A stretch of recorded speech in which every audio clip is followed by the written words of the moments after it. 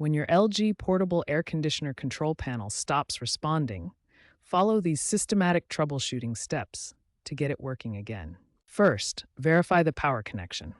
Ensure your unit is properly plugged into a functioning electrical outlet. Next, check your home's electrical panel. Look for tripped circuit breakers or blown fuses that might be cutting power to your air conditioner. Many LG portable air conditioners have a reset button on the power cord plug.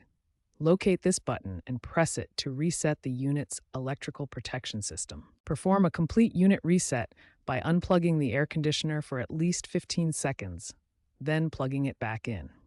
This clears the internal memory and can resolve control panel issues. Check your remote control.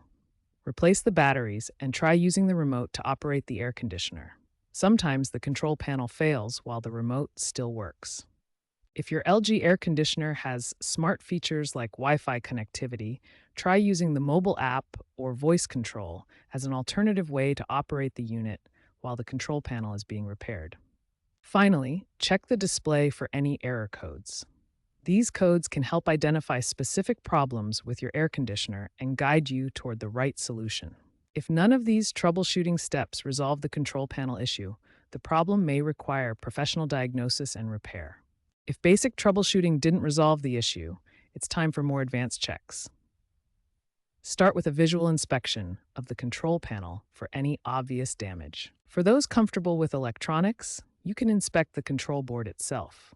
However, safety is paramount.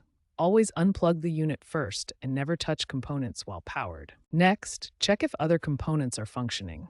Listen for the compressor to turn on and verify the fan is running.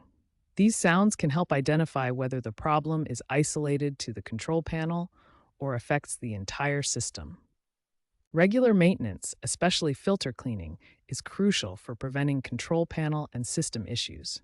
A clogged filter can cause the system to overheat and damage electronic components. If the control panel still isn't working after these checks, it likely indicates a faulty control board or internal problem requiring professional repair.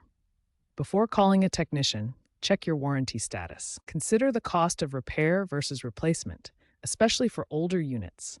If your air conditioner is nearing the end of its typical 5 to 10 year lifespan, investing in a new unit may be more cost-effective than expensive repairs.